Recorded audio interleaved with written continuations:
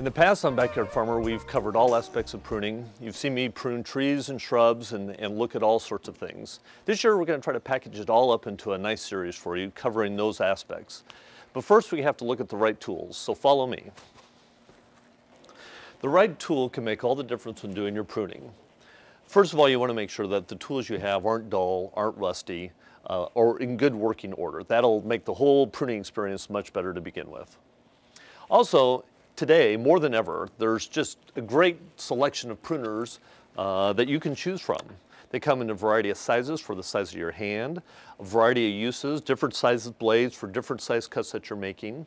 One thing to keep in mind on all your selections are a couple of things. First of all, quality. Get a good quality pruner. Make sure that the pruner is a bypass pruner. We want to avoid the anvil type pruner. And then also, depending on the kind of purchase you're making, how long-term you think it might be, you might want to look into things like having replaceable parts on the pruner. Make sure they're good stainless steel blades that can be resharpened if needed. Try the pruner out. Take it out of the package, make sure it feels good and feels smooth in your hand. Like I said, there are a lot of different pruners out there, and they may all work differently for each person. Some other things, other nice features that they have out now are padded grips. They have rotating grips, so if you have carpal tunnel syndrome or some other gripping problem. And they also have ratcheting pruners that help increase the amount of force. So again, if you have a difficult time squeezing down on the pruner. So like I said, there's a lot of choices out there in the pruner market.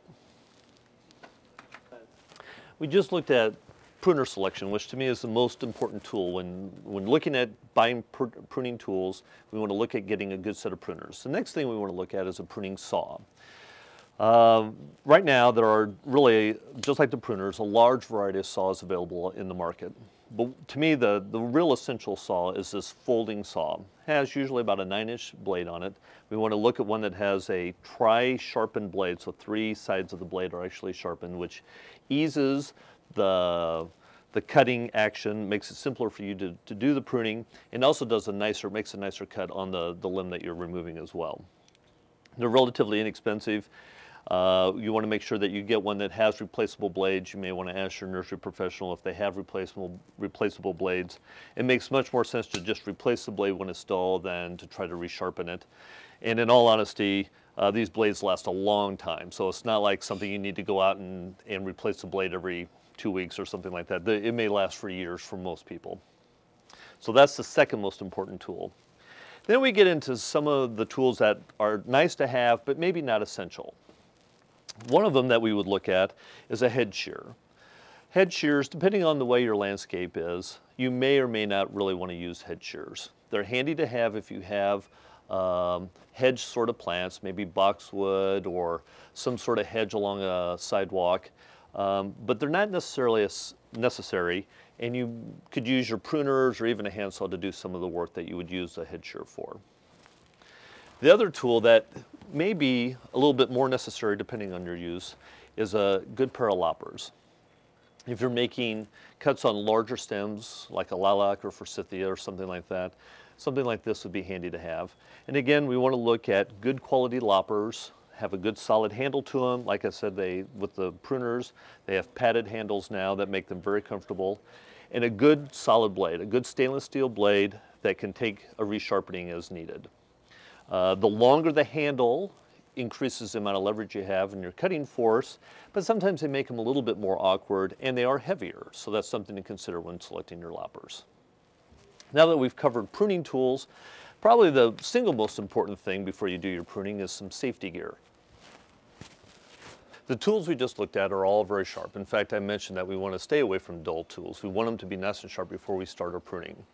So before we actually get out in the field and start doing our pruning, we want to make sure we're protecting ourselves from these tools, because accidents do happen. They happen even to me, and I do pruning almost every day. One of the things we want to make sure we have, first of all, is a good pair of gloves to protect us.